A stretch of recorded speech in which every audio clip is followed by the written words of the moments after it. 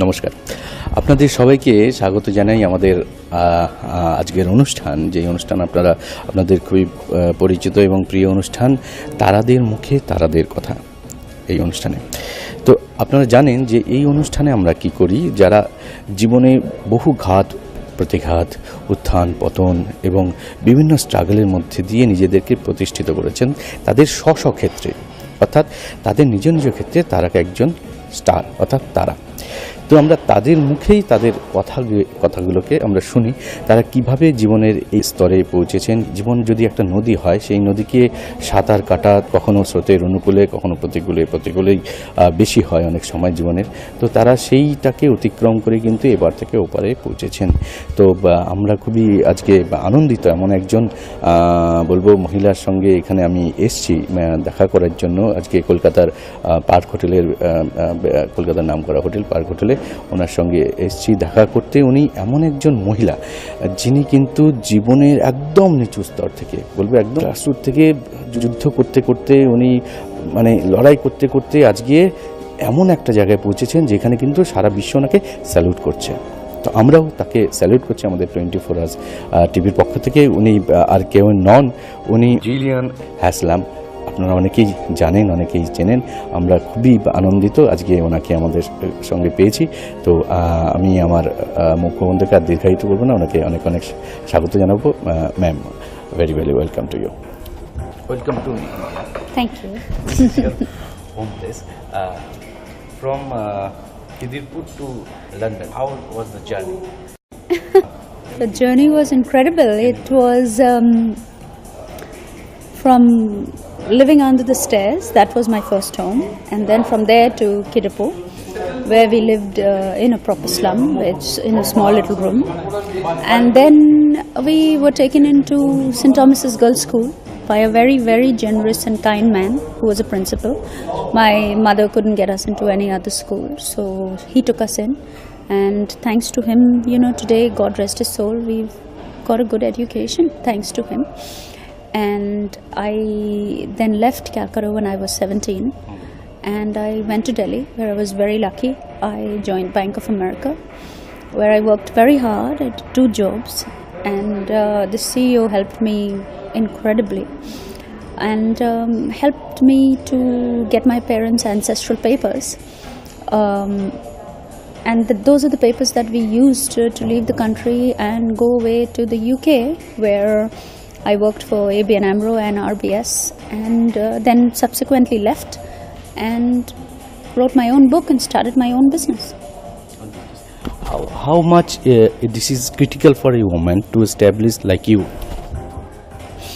I think it's very critical for a woman. I am doing a speech very, very soon, and the title of the speech is The Mark of a Woman. And I've given it that title because it's very important for women to realize that competing with men isn't the way to succeed. God has made man for a reason and made woman for a reason, right? God has given men particular strengths, attributes and qualities, and He's given us the same. I think where we go wrong is when we try to be not just like men, but we try to compete with others. I think we shouldn't try to be that. We should try to be ourselves.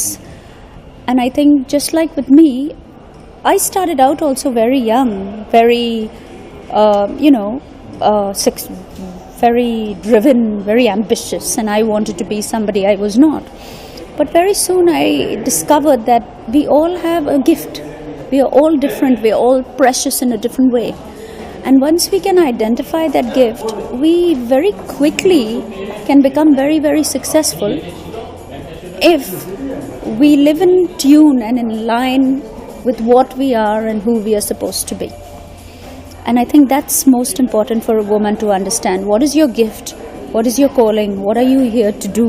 What are your strengths? And use that effectively rather than trying to be somebody you're not, because then you're swimming against the tide. And if you swim against the tide, you will always be pushed back and you will never ever go somewhere. But if you swim with the tide, you're going to go places. Now you come in India. What is the difference between in Indian woman and the woman in abroad? the lifestyle and the circumstances and the difficulties. What is the difference between two? I think a woman is a woman everywhere, right? We all have the same mental faculties, we are all the same, but in terms of our environment, in terms of the Western world and the Indian world, in terms of caste, culture, religion, there's all of those, different reasons why we are all, different.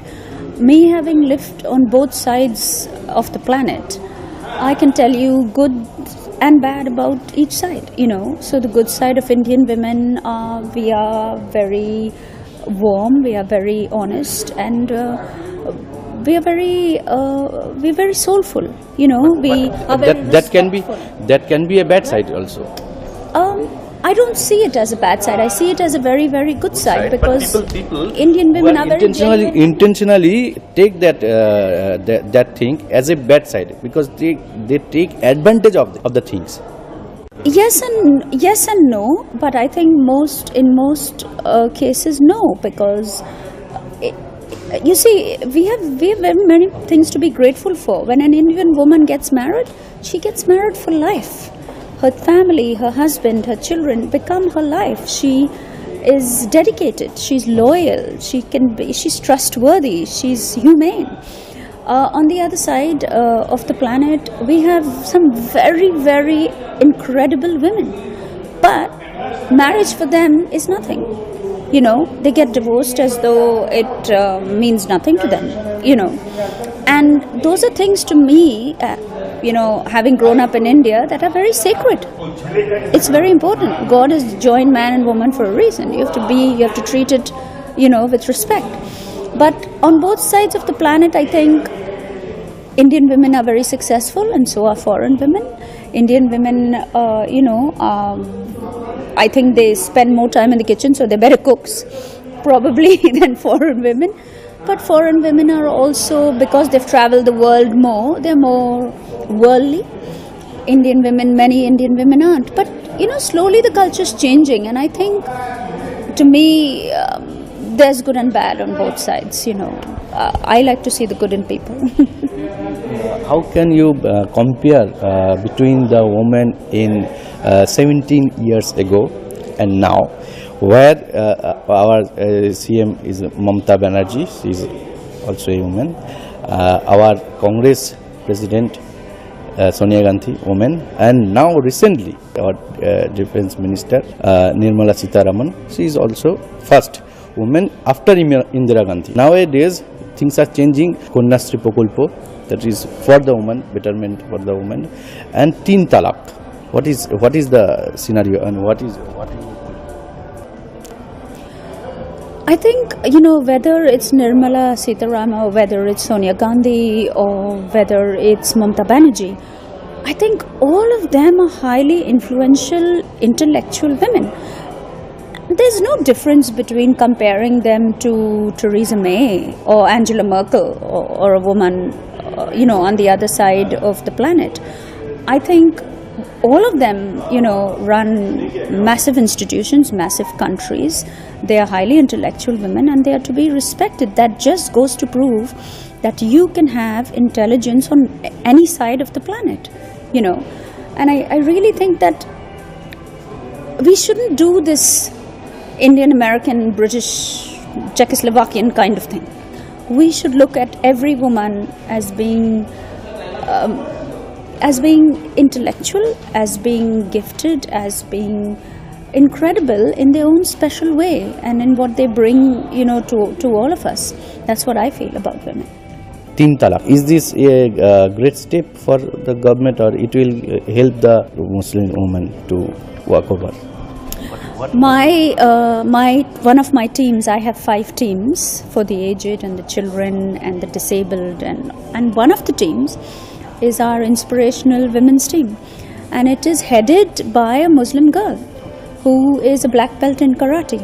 She teaches almost 200 girls, and she's educating them, and she's teaching them self-defense, and she believes very much in this Teen Talak, and some of them don't believe in it, But I think it is something that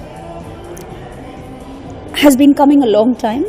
I think it empowers women, and I think it can help. But again, it all boils down to each individual family and each individual culture and how they look at things. You know, there are people who will burn a girl because she goes to a church, and there will be people who burn a girl because she goes to a temple.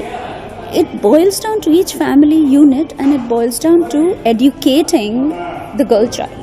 I think it boils down to education. Now please tell about the Indian English. You've written the book Indian English. This is a quite famous book. Indian English is basically my own life story, my own memoir, right? It's about where I was born, my family, and it's basically the good, the bad, and the ugly of what I faced as a child. So the good is how the poorest of the poor helped to save our lives. So, you know, whether it was a vegetable woman or a meat man or a Modi or a Panwala or anybody, they didn't have anything to give, but they shared and gave us everything they had. They never took money from us a single day, and they literally saved our lives. So my book is to tell the world that India is not just a place of crowds and bad roads and cows walking in between cars and all. It is a place to be admired. There are some of the world's greatest souls and the most selfless people on our planet today that can live within a slum and they don't get recognized. It's my hope that I bring these people to life and get them recognized. That's the good. The bad is when they threw chocolate bombs in front of our house, when they threw water balloons at our chests. But again, they didn't do it because they hate us. They loved us in that area. They did it out of being uneducated. My dad always used to say, if you took an intelligent boy from a school, he would not do that. You must feel pity on them that they do that because they're uneducated. We must try to help them. So my mother used to take all the little ones in and try to educate all of them in order. So, you know, that's why I say education is key to change. And that's the bad. And the ugly is, of course, sometimes we cried and sometimes we felt we were forgotten by the country, we were abandoned by the community, we were abandoned by a lot of people. Of course you feel alienated, of course you feel alone, you know, when you're the only one who wears a skirt and roams about, or when you're the only one who looks very different, you're the only one who eats differently. Of course you feel alienated. But I think above all of that, there was great love, great compassion, and I am the person today only because of what I learned so many years ago. You are a successful woman, and after some days, the biggest carnival, biggest festival of Bengal, Durga Puja. So how you will enjoy it? You will remain here or abroad? No, I will be abroad this year because I've got a lot of commitments. But I have been living in Calcutta for so long in my life. I love the festival. I think the colors and the pandals and, you know, everything is just magnificent. What is created and the worship and the millions of people that come together under one religion with one belief is truly fascinating. You know, I think I would love to be here. I would love to, you know, go around and look at all the pandals, but I never stop looking at which pandal won the best prize for the greatest design, and I'm very intrigued because there's lots to learn over there as well, you know, and I think it's a great time for children too. You know, I always feel that children don't get enough in this country. I want to bring Disneyland here. I want them to see things. I want them to experience things, and I think so many millions of our kids don't get that. So I think the pujas and the pandals give them that excitement that they lack. All through the year they don't get it, and then suddenly they get the fun and they get the chocolates and they get the biscuits and they get to go around and they get some balloons. It's what a child needs, and I think there's just so much of good that comes out of it. So I think it's a very sacred time in the year, very, very sacred, at least my opinion. You miss the puja? Very much so. But I always put those diyas right around my house, every puja, And yes, my husband's a Hindu, so I do it because I respect him and his family. I do. He respects my religion, so I must do the same. You are a successful woman. What is your opinion, or what is your message to the women who are deprived or who are poor, who are want to be great women or want to fight against the all circumstances, difficulties? What are the message to the women? I think the message for any woman out there is very clear. Use me as your example. You know, I had nothing. I came from nothing. I was born into abject poverty, or worse than abject poverty. There was no hope at all. I was like any, I love the quote, I was a beggar by the corner whom no one gave a dime. But today I read and write and speak because someone took the time. And I think we have a lot to learn from that quote, because just like them today, I was no one. I had no hope. I had no chance in life. And I didn't know where I was going. I was completely lost. But you have to understand that you mustn't accept the circumstances in which you find yourself. You must fight to break free. It will take a long time and very hard work, a lot of resilience of mind. But I think if you want something really, really badly, you can get anything you want in your life. But you have to want it truly from the bottom of your heart, just like I wanted it. I wanted to save my sister's life. I wanted to take my family away and give them a better life. And I wanted to come back and do for my city and my country. So I wanted it very badly, like it was my passion. So I achieved it. You have to make it your passion. When you look back, what are the things that make you nostalgic? Emotional question. I think sad movies. Definitely. I think definitely anything to do with very, very poor children. That it doesn't make me nostalgic, but it makes me sad. But if you're asking nostalgic, then definitely great poets, like the ones I'm meeting on the 6th. I just met one just a little while ago, and I think their inspiration and their belief in Rabindranath Tagore and things like that is just amazing. I don't get that abroad. I see that passion that lies in them here. And I love poetry, I love literature, I love movies, sad movies. Like the one movie I still remember is Mera Naam Joker. I love that movie. I think it's just a movie that's never left my heart. And it's like the message is the show must go on.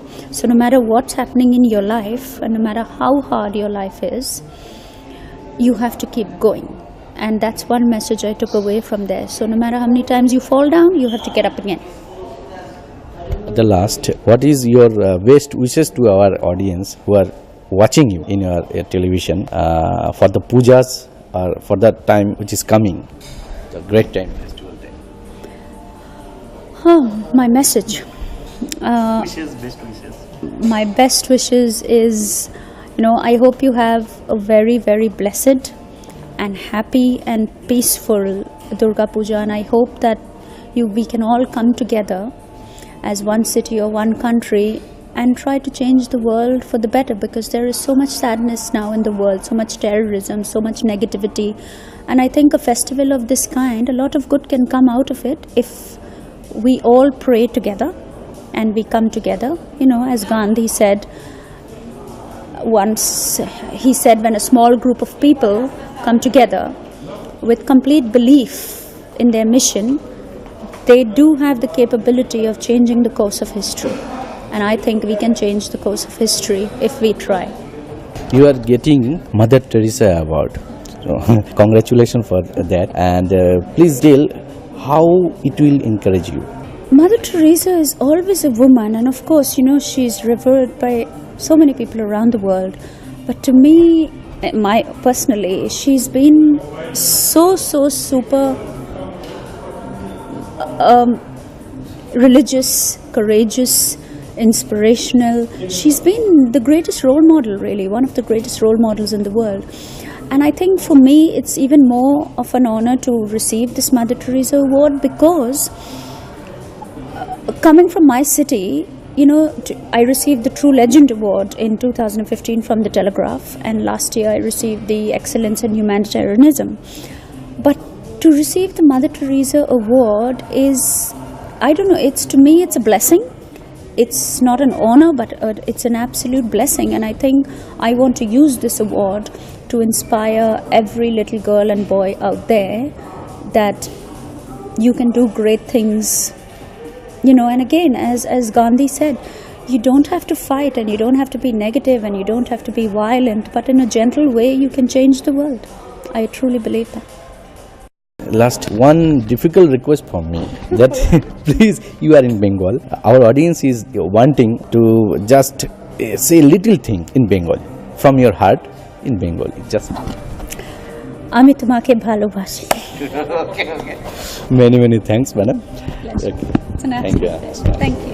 Thank you, ma'am. Thank you, ma'am. We are very thankful to you that you give us such a time, and from your busy schedule, we are very thankful for that.